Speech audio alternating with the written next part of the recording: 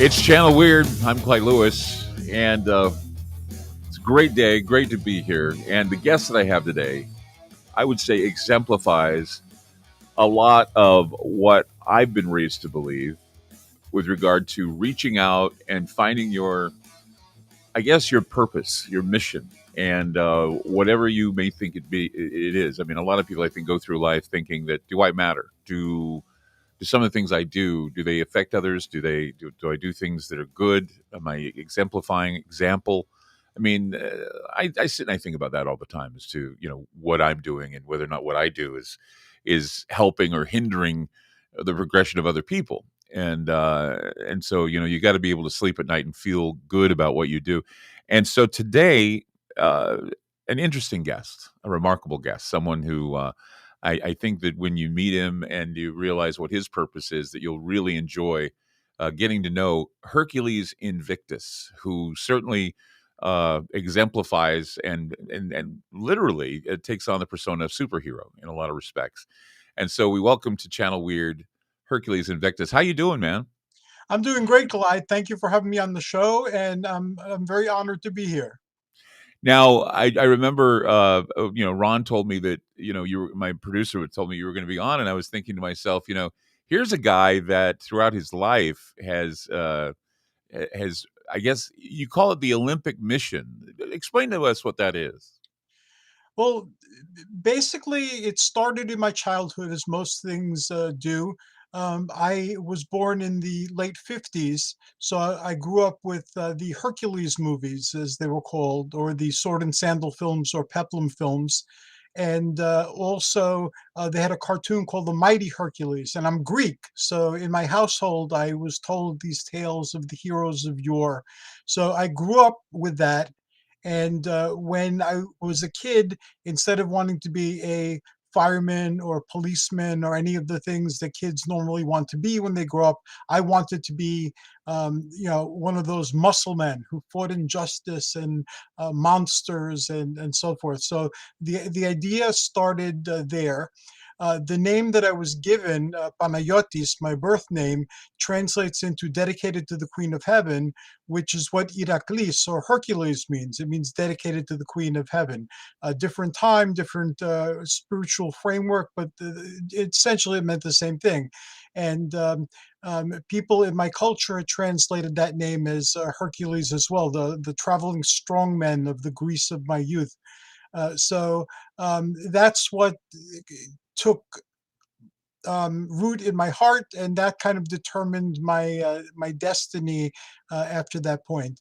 And I went through my early life playing this role with my friends and by myself with my toys. And later on, when I was a teenager, I started exploring the paranormal, and I started exploring this heroic template outside of the culture I was born into.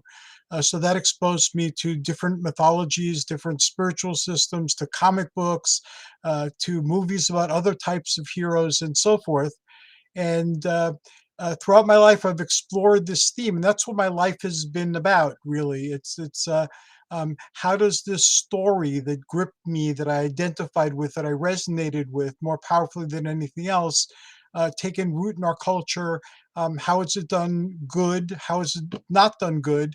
And just kind of experience this as I wend my way through life. So I guess the biggest step in taking it in a new direction was when I had to decide on a career. Because there's not much call for Greek myths in our job market.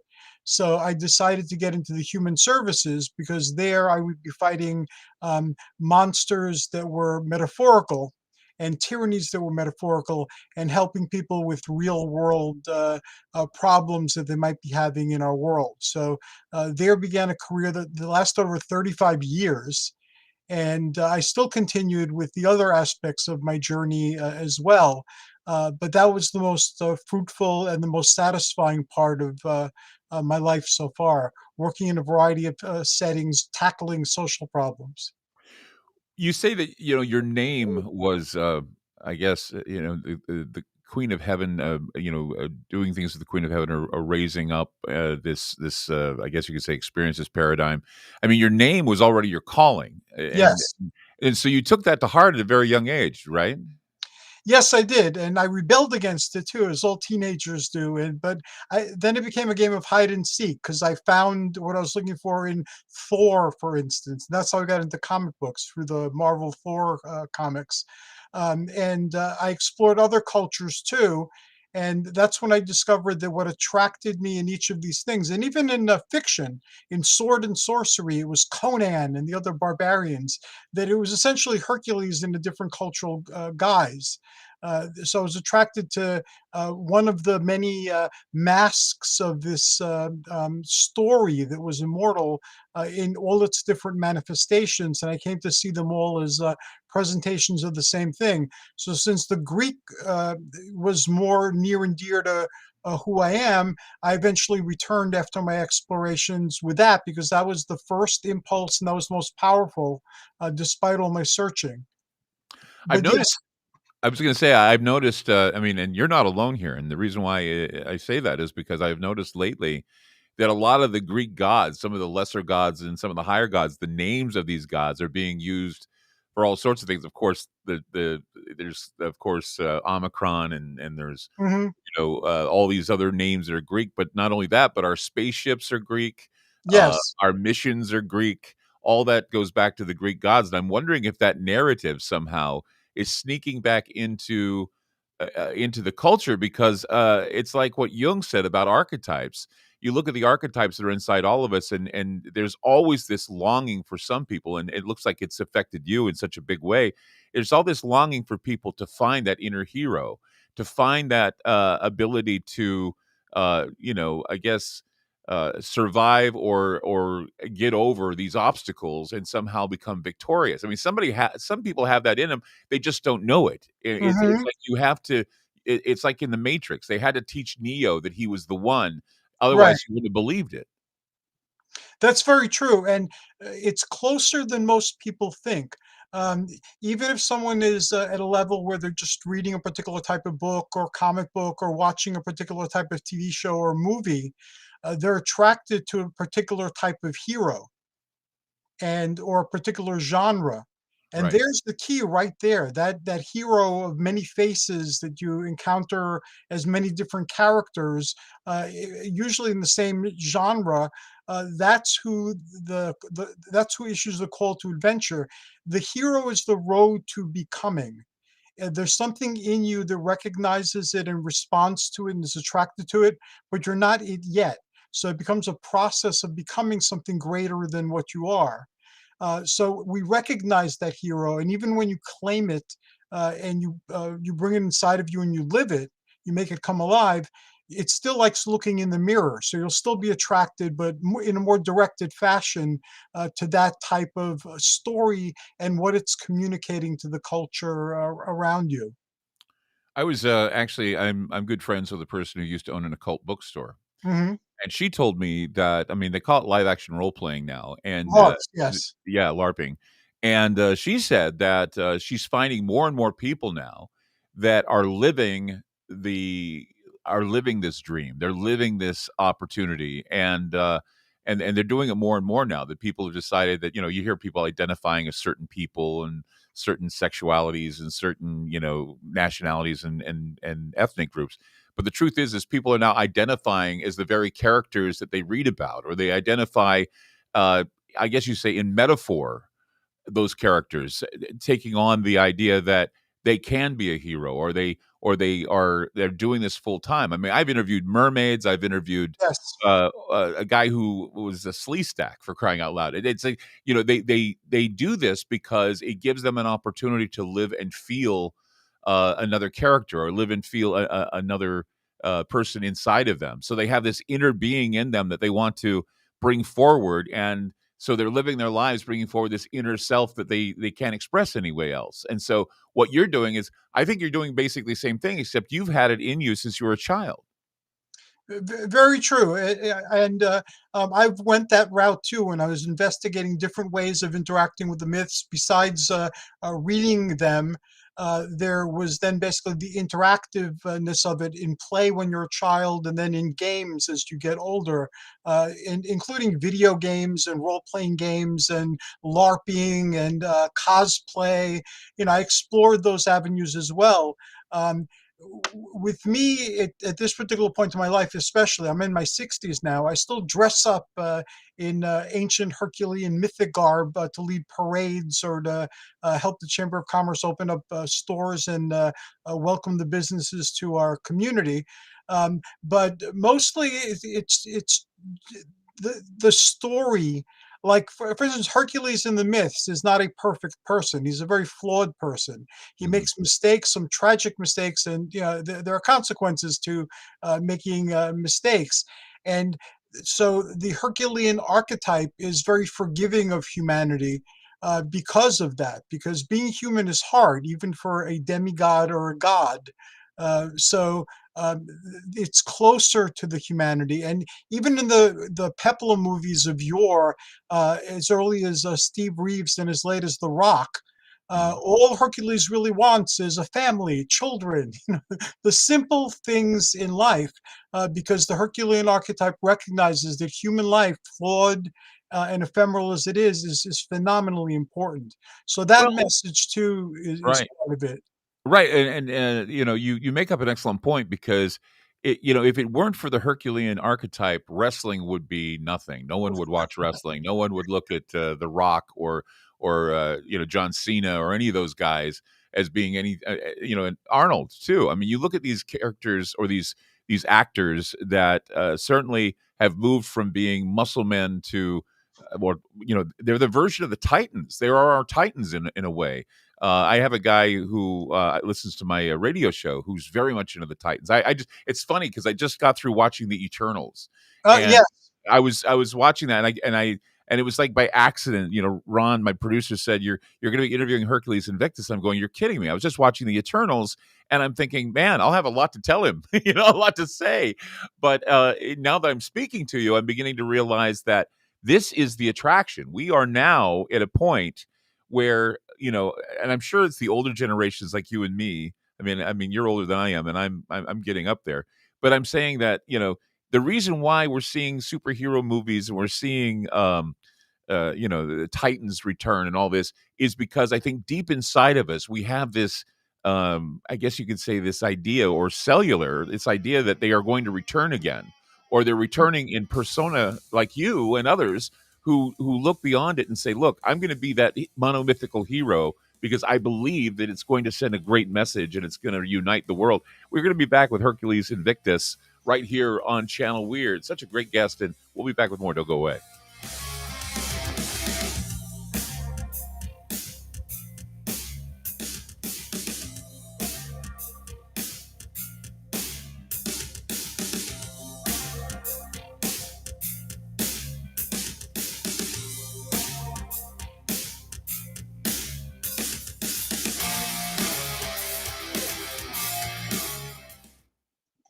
On the phone with me is Ronnie from GetTheTea.com. Hey, Ronnie, it is the tea that makes you go, I know this because I use it. My favorite is pomegranate. What kind of flavors are there to choose from with this wonderful tea? You can do pomegranate. You can do just the straight, which is real good.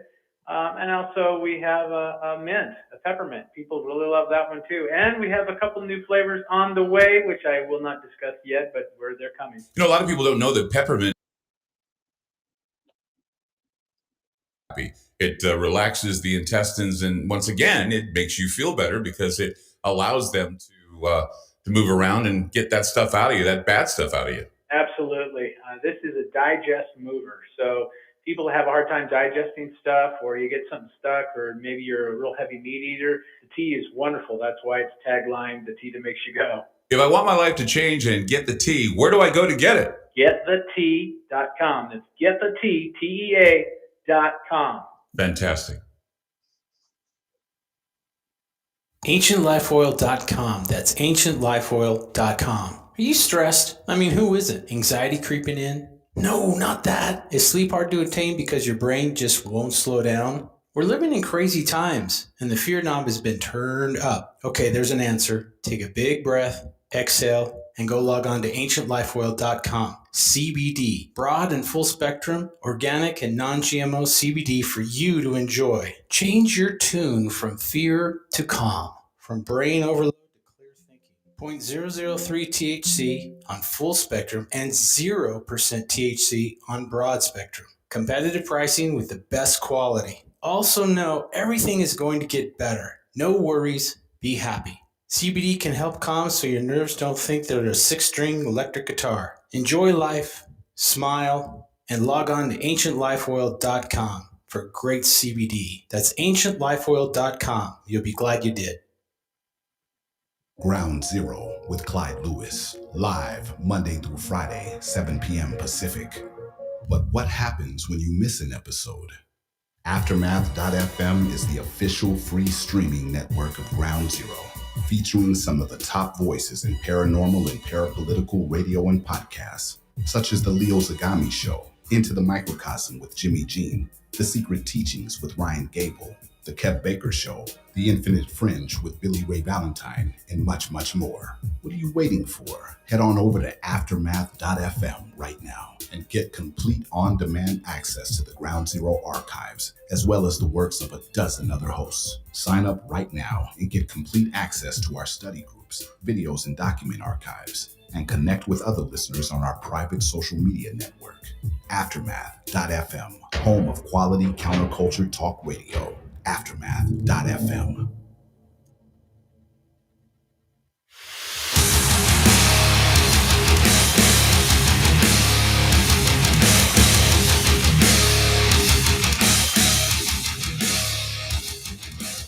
It's Channel Weird. I'm Clyde Lewis. Finding your inner hero is something that Hercules Invictus has done since he was a child. Of course, his namesake and his, Greek ethnicity and all the things that come with being a hero. I was talking to you before the show began, telling you about my experience. Yes. At what, and you and I have a parallel experience in the fact that, well, when I was, I was fairly young. I was in my 20s, my 30s, and I was going through a bout of depression. And I was really, just thinking to myself, what am I doing? I wanted to do other things in my life that aren't.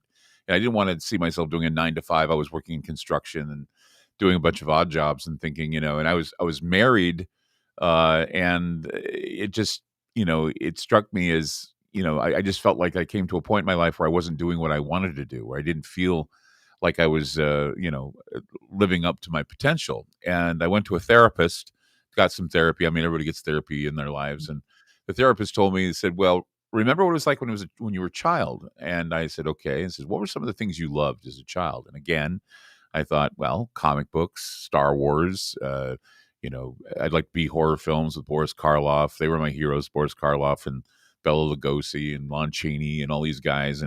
And she said, "Well, if those are the things you loved as a child, why don't you do something using those things you love? Grab those tools and discover, what's inside of you and see if you can do something with it." Well, I did. I did a fanzine. I wrote stories about these characters. I published it, got it sold at a comic book store. Ended up becoming friends with a comic book dealer. Met a lot of people like Frank Miller and some of my other heroes that I read about in comics. Interviewed Wes Craven. Met Forrest J. Ackerman of Famous Monsters. Was good friends with him for a while. All the people that I had grown up, listening to, watching, and trying to understand, I started befriending and talking to, and felt like that I was among, people that I understood. And the funny thing was, and I'm sure you had this too, I read Joseph Campbell. I didn't Yes, even know who Joseph Campbell was, and somebody of told course. me, read Joseph Campbell, it'll change your life. Did Joseph Campbell have any influence on you? Joseph Campbell had a tremendous influence on me. Jung and the neo-Jungians or the transpersonalists, they had a phenomenal influence on me because they gave me a new way of approaching looking at the myths, one that made it not only come alive, but bring it, anchor it in the here and now, and make it relevant to not only my life, but in the lives of people around me. That we live stories, or these stories live through us. You could look at it in any way you like.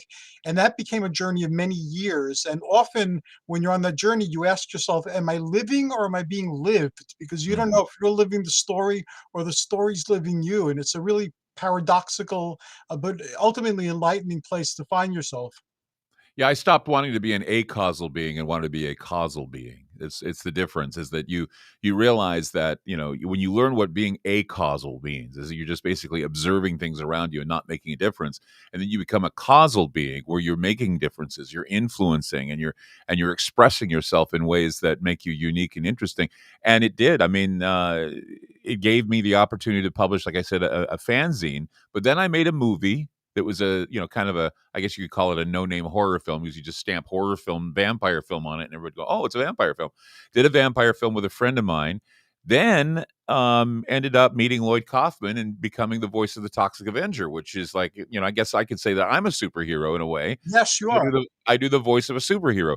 And it just everything. And then now, of course, I've got a very successful uh talk show, and now I'm talking to you. And once again, it just once again it basically reinforces what you represent, and reinforces in my life that the more you reach in and you grab that inner hero, or you realize and you start learning. And I'm still learning. I still have problems, dealing with whether or not I believe in myself completely, or that I have doubt. But then again, I guess heroes do have doubt, or people who grab the inner hero have doubt. What about you?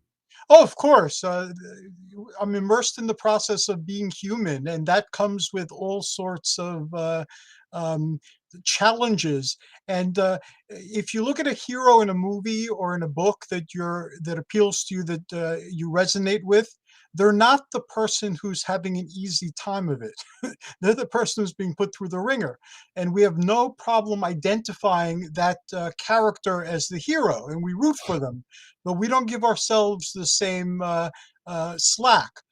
So we're going to go through difficult times. We're going to have the journey never ends. The hero journey isn't from point A to point B. It goes around and around in a spiral.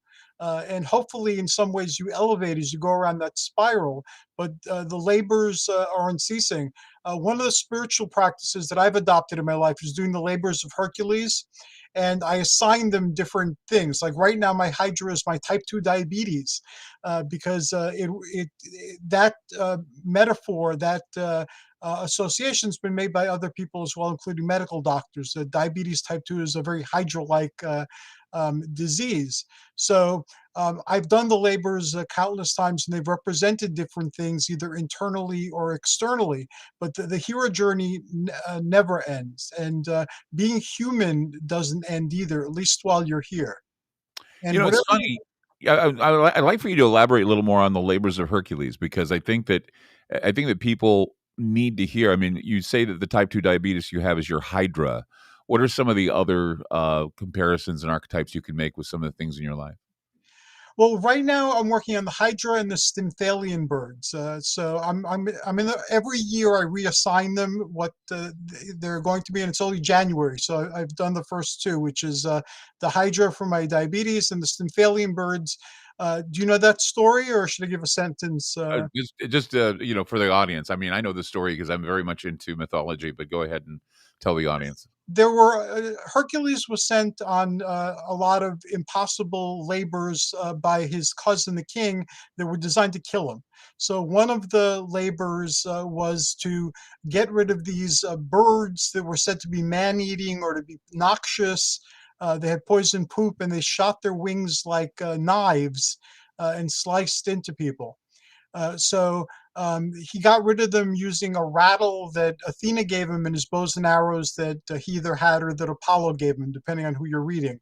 But the Stymphalian birds, to me, typify whatever negative thinking I still have. And everyone, even if you've practiced like mind methods for years, and I have, you're still going to get negative thoughts. You're still going to get fear. You're still going to get insecurity.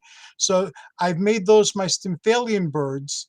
And I'm experimenting with new ways of, you have to be aware of what they're trying to tell you because they arose within you, so they're communicating something to you. So to get what they're communicating without going through the internal or external dramas that they inspire. So that's my Stymphalian bird labor for this year. That's fantastic. It's like every time having a goal, meeting the goal, giving it an image or giving it a nomenclature so that you can identify it as something that you can tackle. I think is an Yes, interesting way of going about it. I think that with anything in our lives, if we were able to name it, identify it, giving an image, I think it would be a lot easier for us to tackle rather than just saying, okay, I'm going to lose weight, or okay, I'm going to stop smoking, or okay, I'm going to do this. You give it a label, you give it an image, because I mean, it's like Baudrillard said, we all respond to images and symbols. And yes. I think more people need to understand that that's one of the reasons why we're motivated. They don't know it because they don't know the inner hero. They don't know how mythologies or archetypes, as Jung said, influence us underneath. And I think that the more we identify the archetypes, the more we identify the images and symbols that affect us, I think that we would use them and utilize them like sigils or some other way of identifying. What do you say to that?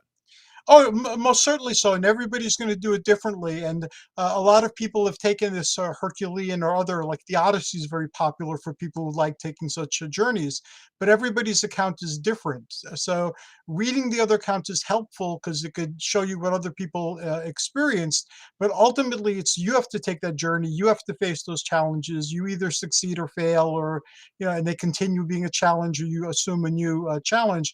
And the circle of it could be as small as my personal diabetes, which is a personal type of thing, but it's affecting 1 in 11 people in our culture at present. So I might decide to take that after I've conquered my own hydra. I might decide to take that to another level and try to do something about diabetes. Like currently, I have an Age of Heroes campaign in my community. I live in Tenafly, New Jersey. And like you, I like to be causal. So I hold minor political office. I belong to committees. I belong to boards. I'm a president and a chairman of a few of them. So I'm very active in my community. Before the pandemic, if a new business was coming to town, I'd be there to greet them into our community. I still lead the holiday parade in our town and give an Olympian blessing to my town at the end of the town. So I like to interact with my community. So even in my retirement, I'm very busy in that way, and I try to bring my mythology and make it relevant to the world around me. So it's no longer something that I'll get total satisfaction from reading about or thinking about or watching something about. It becomes a way of living it, of bringing the mythology to life in the world around me in a way that is productive and constructive and genuinely helpful to people around me. I guess you could say that. I mean, do you have a religious belief outside of this Herculean type of Olympian thought, or is this becoming so part of your life that you express it and you live it? What is your position there? Yes and no, and I'll Okay. explain that. Um, for I went to Greek parochial school because again I was Greek and I was living here. So we learned in the 8 years I was there. We learned not only the regular things you learn in school, but all sorts of Greek stuff like philosophy and the history and the mythology and the religion and so forth.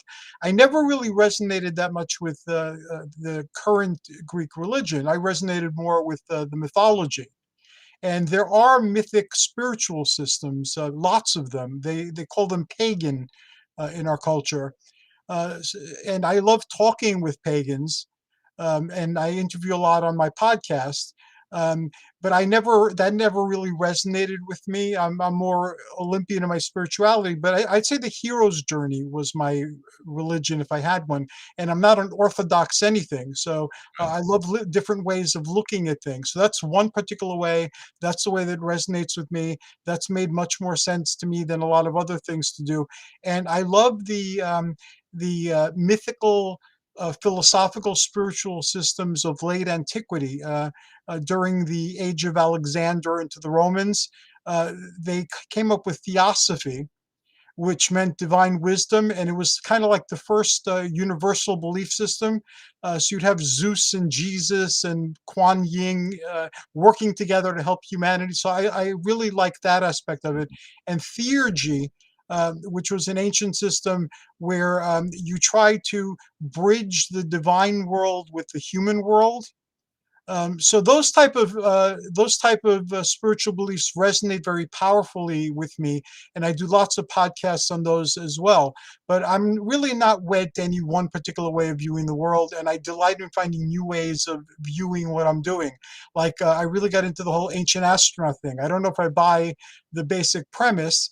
It's just as possible that there were advanced civilizations as that people came from somewhere else, but I'm willing to entertain it. And then I discovered Gnosticism that took the gods and the planets and did all sorts of really unique things and spawned in our time a really bizarre interpretation that seemed to have caught hold with the Christian right.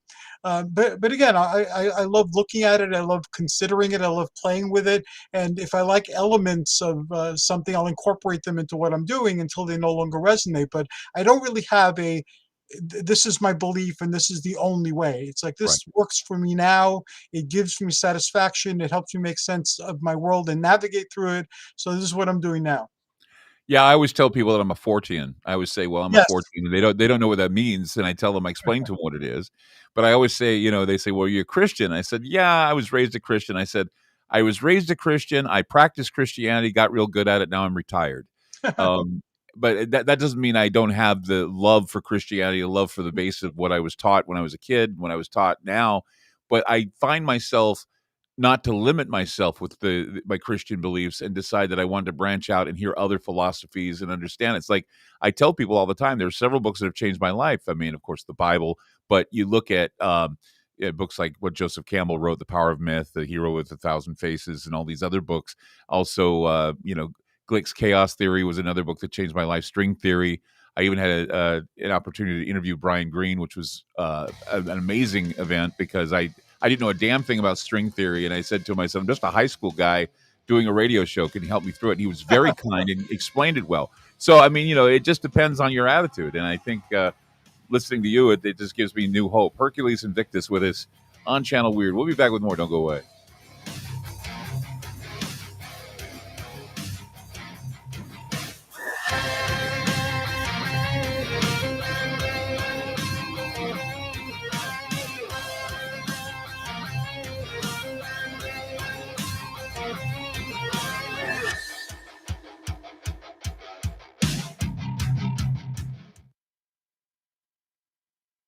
It's all over the news, food shortages and scarcity in the supply chain. And the reality is nobody truly knows what might happen in the near future. Hi, I'm Clyde Lewis, and I want to let you know that it's a good idea to plan ahead so you aren't caught off guard. Nothing's more important than having enough food to eat, and we're here to help. We highly recommend My Patriot Supply, America's leading emergency preparedness company. They provide long-term emergency food that lasts up to 25 years in storage. When grocery stores run empty or disasters strike, their foods will be there when you need them most. Act now and secure at least a 4-week emergency food kit full of tasty meals that provide 2,000 calories a day. They have dozens of emergency food storage kits to choose from, along with a variety of other survival products. If the government tells you not to go out, you can have the peace of mind that comes from being prepared. After you order from My Patriot Supply, your food will arrive discreetly at your doorstep. Prepare today, because time is short. Go to preparewithgroundzero.com. That's preparewithgroundzero.com. On the phone with me is Ronnie from getthetea.com. Hey, Ronnie, it is the tea that makes you go, I know this because I use it. My favorite is pomegranate. What kind of flavors are there to choose from with this wonderful tea? You can do pomegranate. You can do just the straight, which is real good. And also we have a mint, a peppermint. People really love that one too. And we have a couple new flavors on the way, which I will not discuss yet, but they're coming. A lot of people don't know that peppermint is a very, very good supplement to keep the stomach happy. It relaxes the intestines, and once again, it makes you feel better because it allows them to move around and get that stuff out of you, that bad stuff out of you. Absolutely. This is a digest mover. So people have a hard time digesting stuff, or you get something stuck, or maybe you're a real heavy meat eater. The tea is wonderful. That's why it's tagline, the tea that makes you go. If I want my life to change and get the tea, where do I go to get it? Getthetea.com. getthetea.com. That's getthetea.com. Fantastic. Ground Zero with Clyde Lewis. Live Monday through Friday, 7 p.m. Pacific. But what happens when you miss an episode? Aftermath.fm is the official free streaming network of Ground Zero, featuring some of the top voices in paranormal and parapolitical radio and podcasts, such as The Leo Zagami Show, Into the Microcosm with Jimmy Jean, The Secret Teachings with Ryan Gable, The Kev Baker Show, The Infinite Fringe with Billy Ray Valentine, and much, much more. What are you waiting for? Head on over to Aftermath.fm right now and get complete on-demand access to the Ground Zero archives, as well as the works of a dozen other hosts. Sign up right now and get complete access to our study groups, videos, and document archives, and connect with other listeners on our private social media network. Aftermath.fm, home of quality counterculture talk radio. Aftermath.fm.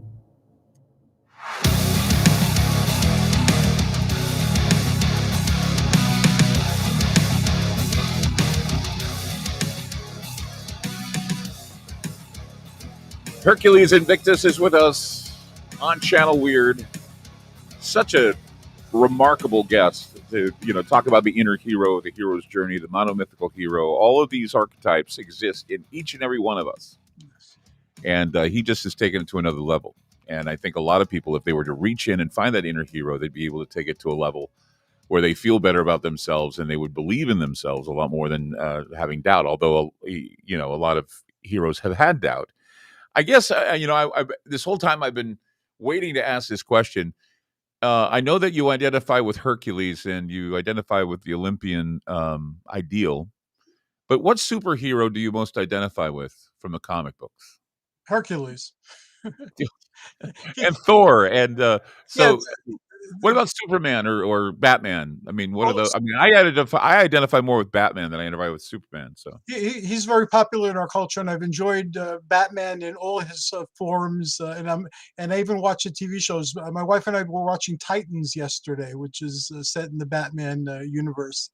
yeah, Um, Superman, for a long time, I explored Superman because Superman is basically the Hercules of America.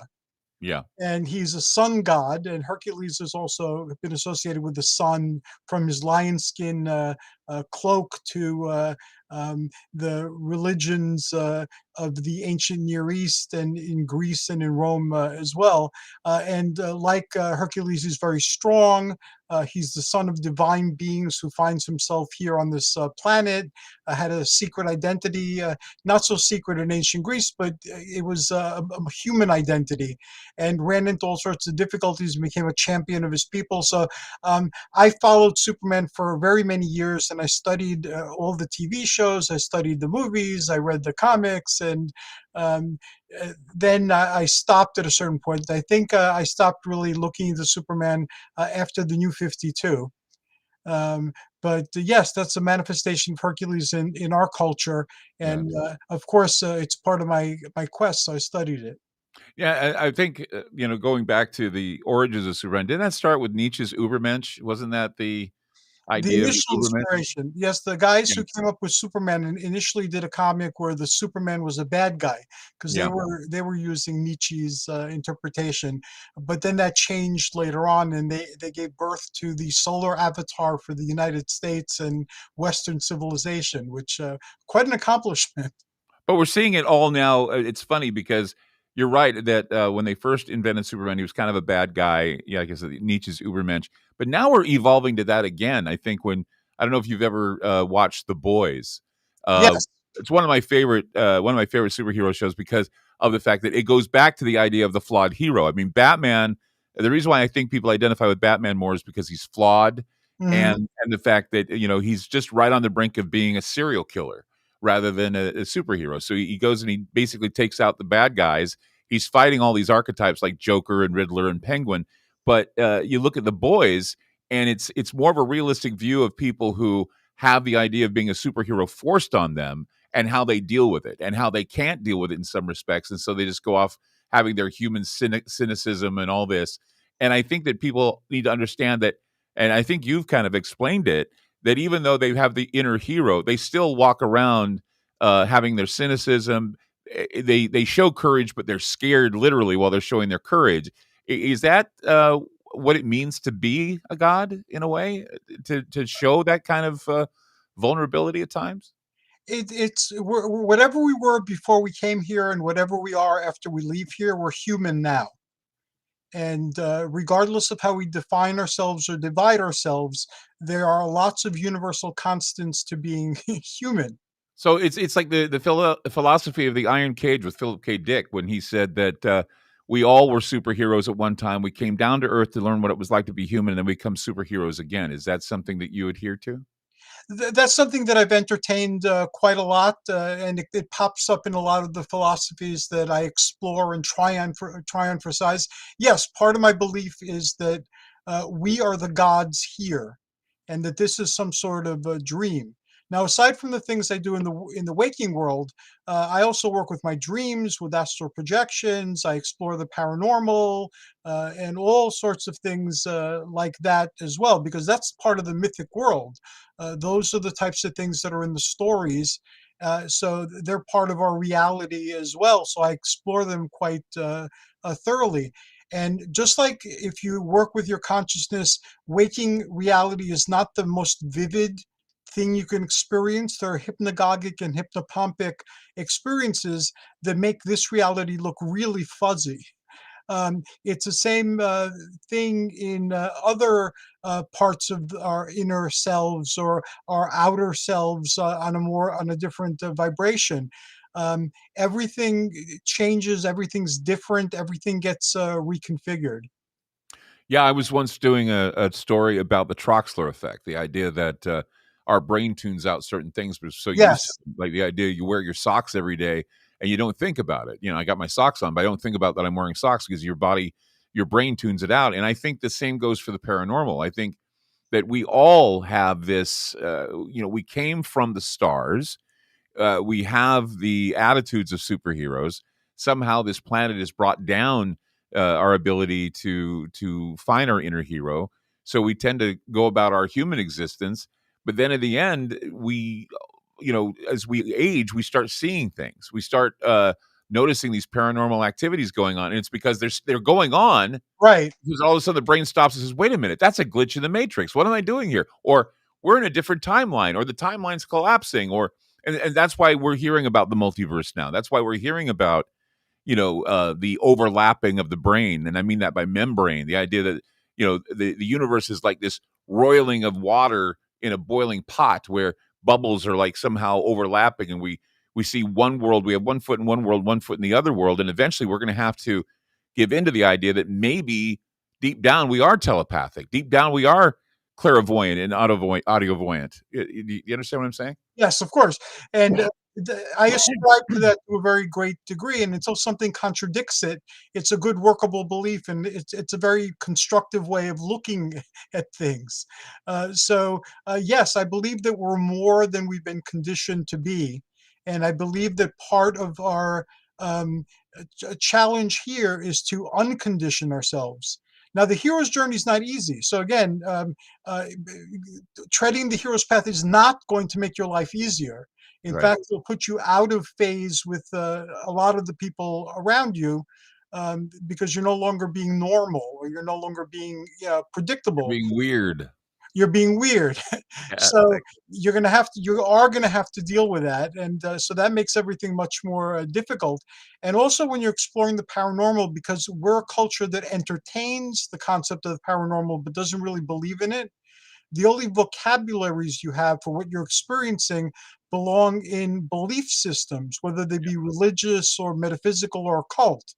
So, in order to communicate with other people to what you're experiencing, you're going to have to adopt a vocabulary that fits into belief systems that might be alien to you or not resonant with you. So that's becomes the way I explain it to people is, let's say you had a very keen sense of smell, and Mhm. nobody else could smell anything except rarely. Mhm. You'd be able to tell amazing things, like whether somebody took a bath in the Mhm. past few days, or if Mhm. somebody just received flowers from somebody. Exactly. Eventually, if you paid attention to the sense of smell, you'd be able to tell things and it would seem paranormal. Right. But then how do you describe smell if there are no words for it? There are good smells that are pleasant and there are bad smells. So it's like saying I'm getting good vibes or bad vibes, but we don't have vocabulary to really describe what we're experiencing. So it's the same way. I believe that we all have those heightened senses. As you Right. pointed out, we tune them out. I used to teach a college course. I've taught college courses several times that I was teaching people who are in the human services, and I would have them do exercises just to show, like I'd have them keep track of how many times it happened during the course of the week where they were thinking of somebody and then that person called them or bumped into them or came up in some way. And eventually they'd see that those things are happening all the time, but that we screen them out. Hmm. And we don't remember them. You screen them out and you forget about them. But if you pay Right. attention, they happen a remarkable number of times. Yeah, meaningful coincidences or Yes. synchronicities, they happen to me a lot because I'm aware of it. I have a I have a keen sense of hearing and also recall. So from that, I tend to remember things, deja vu, synchronicities happen to me all the time. Where I'm going, well, here's a parallel, here's a parallel, here's a. Do they all come together, or are they all are they non sequiturs, or are they something else? And I deal with that all the time. It's like, Mhm. someone will bring something up and I'll say, well, that reminds me of this. And it can be something so far out in something I've learned like years ago or something that I retain.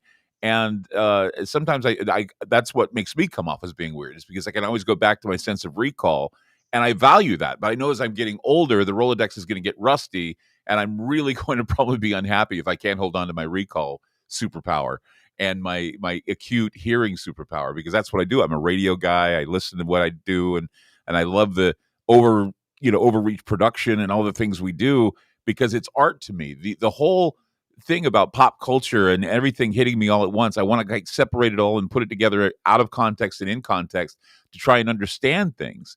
And I think that's what, again, I say to people when they say, well, what do you do for a living? I say, I get paid to be me. And the Yeah. reason why I Also, say that is because I've decided to reach in like you and find that inner hero. You're participating in your community, and you're doing all these other great things, and it's because you believe in you, and that's amazing. Hercules Invictus is with us right here on Channel Weird. We'll be back with more. Don't go away.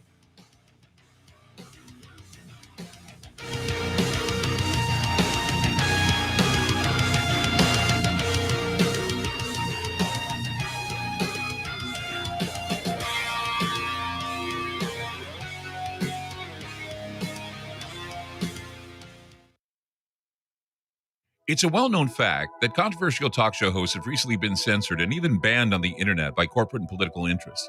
Hey guys, it's Clyde Lewis from Ground Zero. And in order to counter the suppression of information, we've decided to create our own private digital playground called Aftermath. It's an exclusive online multimedia library featuring a social media platform, videos, audio clips, archive shows, research groups, documents, and a news aggregator. In addition, we're hosting other Ground Zero friendly podcasts like Conspirafact with Wes and Bill, Into the Microcosm with Jimmy Jean, Pair Awareness with Mr. Gates and Isaac Weishaupt, Opposing Perspective with James Ponder, The Infinite Fringe with Billy Ray Valentine, and several more shows. Mobile apps for Android and Apple are available too. The monthly subscription for Aftermath is only $10 a month. And don't forget to check out the yearly specials, including the Friends and Family Pass with one main account and 3 sub-accounts. Sign up now by going to aftermath.media. Again, that's aftermath.media. On the phone with me is Ronnie from getthetea.com. Hey, Ronnie, it is the tea that makes you go, I know this because I use it. My favorite is pomegranate. What kind of flavors are there to choose from with this wonderful tea? You can do pomegranate. You can do just the straight, which is real good. And also we have a mint, a peppermint. People really love that one too. And we have a couple new flavors on the way, which I will not discuss yet, but they're coming. A lot of people don't know that peppermint is a very, very good supplement to keep the stomach happy. It relaxes the intestines, and once again, it makes you feel better because it allows them to move around and get that stuff out of you, that bad stuff out of you. Absolutely. This is a digest mover. So people have a hard time digesting stuff, or you get something stuck, or maybe you're a real heavy meat eater. The tea is wonderful. That's why it's taglined, the tea that makes you go. If I want my life to change and get the tea, where do I go to get it? Getthetea.com. That's getthetea, TEA.com. Fantastic. AncientLifeOil.com. That's AncientLifeOil.com. Are you stressed? I mean, who isn't? Anxiety creeping in? No, not that. Is sleep hard to attain because your brain just won't slow down? We're living in crazy times, and the fear knob has been turned up. Okay, there's an answer. Take a big breath, exhale, and go log on to ancientlifeoil.com. CBD, broad and full spectrum, organic and non-GMO CBD for you to enjoy. Change your tune from fear to calm, from brain overload to clear thinking. 0.003 THC on full spectrum and 0% THC on broad spectrum. Competitive pricing with the best quality. Also know everything is going to get better. No worries, be happy. CBD can help calm so your nerves don't think they're a 6-string electric guitar. Enjoy life, smile, and log on to ancientlifeoil.com for great CBD. That's ancientlifeoil.com. You'll be glad you did. Ground Zero with Clyde Lewis. Live Monday through Friday, 7 p.m. Pacific. But what happens when you miss an episode?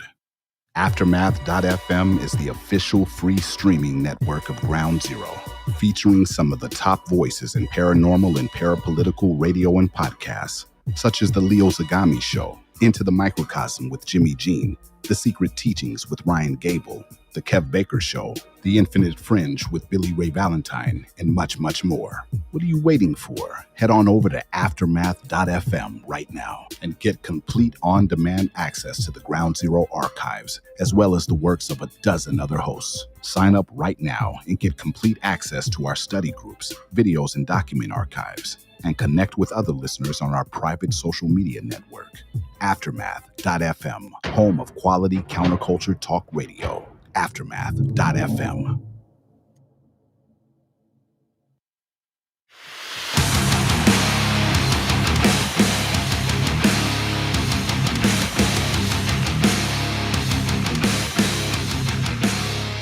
Hercules Invictus with us on Channel Weird.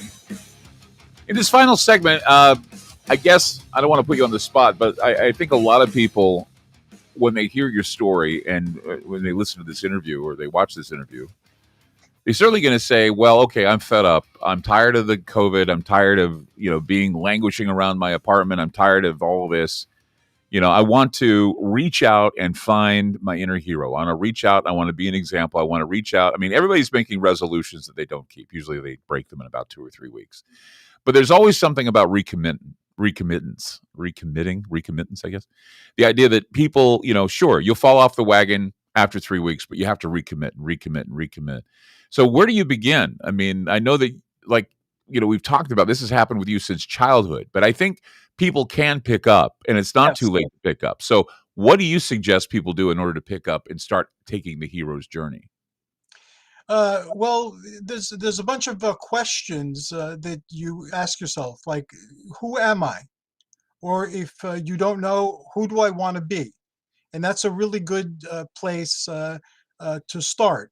And if you look at what appeals to you that you keep going back to, that contains hints. That's like distorted mirror images of what it is that you are or what you want to be. So start with that. What do you like about that? What don't you like about it? And get a sense of what resonates the most with you. The next thing is, what do you want, or what do you want to do? What does the hero do, not only in your imagination or in the things that you're watching or reading about, but what would you do as this type of hero in the world around you? And what a lot of people don't get about the hero's journey is it doesn't have to be global or epic or mythic. Can you improve your life? Can you improve the life of the people you live with? Can you improve the life of your loved ones? Can you improve the life of whatever groups you associate with your greater human community? You could draw the circle as small or as large as you like. It doesn't really matter. It's the never-ending quest, and knowing that failure is part of that quest, and dark nights of the soul are part of that quest, and getting lost are part of that quest, and all the things that happen to comic book heroes. You'll get mind wiped, you'll get brainwashed, your powers will almost mysteriously disappear, or you'll find you have different powers. So all of those things that appear in the stories, think of them as metaphors for things that can actually happen to you. And they are, because the artist who drew them or wrote about them uh, has the human experience that we all share to draw from, and these stories that are part of our heritage to draw from in writing the tales that you resonate with.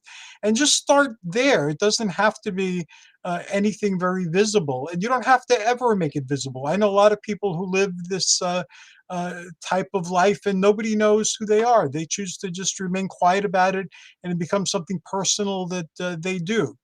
I happen to like every now and then making a splash in the world, and so I continue to do so, as I've done since I was a kid. And right now, as I said before, I've launched another Age of Heroes initiative, and I'm recruiting champions of Olympus who have been the people who've been helping me make my community a little bit healthier. So it becomes a fun thing for everyone to do. There's no beliefs or obligations or dues or anything.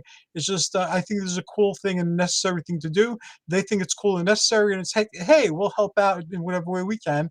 And so that becomes the adventure. And then there'll always be adventures, because this is a problematic world with lots of suffering. So it never really ends. I think the hardest thing probably would be to be selfless, and I think that's one of the things that's an attribute that we read about with people like Jesus and the gods and others, that they were selfless. We always hear about that, and that's the thing to attain to. Is it hard? I mean, I know you get involved with a lot of things, and you're behind a lot of charities. You're behind a lot of things that you, once again, the Olympian spirit. But what's that? What is that? How can you be selfless in this world? It's almost to the point where it's difficult. I don't think I'm selfless. I have a self, and that self likes expressing itself in this mythic way. And I relate to other selves. I'm married. I have kids. I have friends. I've held different roles and hold different roles in my community. So I don't see the self necessarily as a bad thing. It's just that we're not alone, and thinking of ourselves in a like a selfish way, I guess, you isolate yourself, and you are alone. But when you realize that we're all in this together, Mhm. and that if you're an embodied divine spark or spirit or expression of God or the gods, then so is everybody else. So, Yeah, it just becomes a common sense thing to do. Because if we're the gods here, then which is something that, again, I've entertained a lot and that makes a lot of sense to me, then everyone else is the gods here too. So I think the sacrifice is the most. I think sacrificing mean to commit to this type of thing. I mean, the committing to a better life, committing to doing what is I guess you could say beneficial for not only you but your family and those you associate with.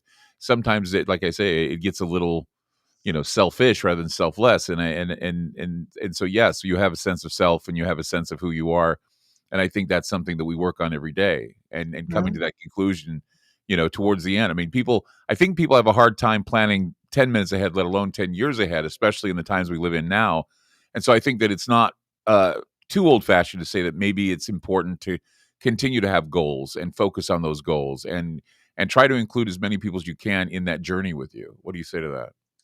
very, very true, and that's what I endeavor to do. And again, it's an adventure, and just like the Argonauts of old, you had the people who were the children of many different gods who were often warring against each other, and the children who were uh, not the children of the gods or kings or anything, just common people. You had a lot of folks with diverse backgrounds joined together to solve a problem that was very relevant to the time that they lived in. So, that's the adventure. We welcome folks from all sorts of faiths or no faith at all sorts of beliefs or no beliefs at all. If you want to work on this problem, like for now it's community wellness, you're welcome to join, and you'll be hailed as a hero if you devote time and energy to it. And you'll be with other people who are doing it, and we'll have fun doing it. Will it be easy? No. Will we totally solve the problem? No. Humanity does not seem to be the place you should be if you want to see things go away. They recur. But it's like going to the gym. These are the exercises for the God within that our society and our world gives us. So let's try to create a heaven for everybody, a paradise for everybody, an Olympus for everybody. Give us your website so people can read up on what you do and what your mission is. I'd love to hear more and read more. I haven't worked on my website for several years. Facebook right now is the best place and the best way to reach me. Right. That's Hercules Invictus, 2 words on Facebook. My account was hacked recently, so I had quite a reach. I had like 25,000 people in the different things that I was I doing. can I can Now see it's why. now I it's can see gone. why. So Oh, I'm building up again. I'm in the 500s now. okay. No, but We're, this one, we're, we're running out of time, so I want to just thank you for being on the okay. show today. Thank you so much, Hercules Invictus, and I'm sure this will be very inspiring for a lot of people. Join us next week, or join us again for Channel Weird. We'll see you soon. Thanks.